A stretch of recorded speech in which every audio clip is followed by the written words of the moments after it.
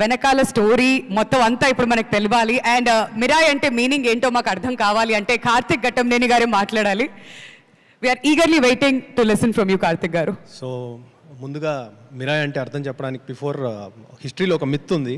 అశోకుడి దగ్గర 9 పుస్తకాలు ఉన్నాయి, దాన్ని ప్రొటెక్ట్ చేస్తూ 9 మంది యోధులు ఉన్నారు, వాళ్ళు ఇయర్స్గా దాన్ని ప్రొటెక్ట్ చేస్తూ వస్తున్నారు అని. అవి ఇంకా ఉన్నాయని ఒక మిత్, వాటి మీద చేసిన సినిమా ఇది. సో మిరాయ్ అంటే ఆయన శాసనం, think from a past for the better of the future అని.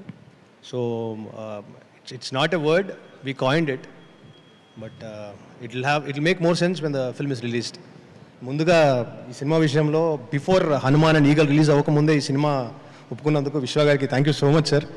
It's a very ambitious film and lot of sequences we're still finding ways to shoot it. So నేర్చుకొని చేయాల్సిన film and lot of things are learned in the process. And 10 yearsగా ఈ సినిమాతో ఒక మనిషితో travel చేస్తున్నాను, తేజు. ఇప్పుడు 2015-16లో ఆ సినిమా నేను చేస్తున్నప్పుడు ఈ ఐడియా చెప్పాను. అక్కడి నుంచి అది almost literally 10 years later we're making the film. Thank you so much for the trust. Thank you.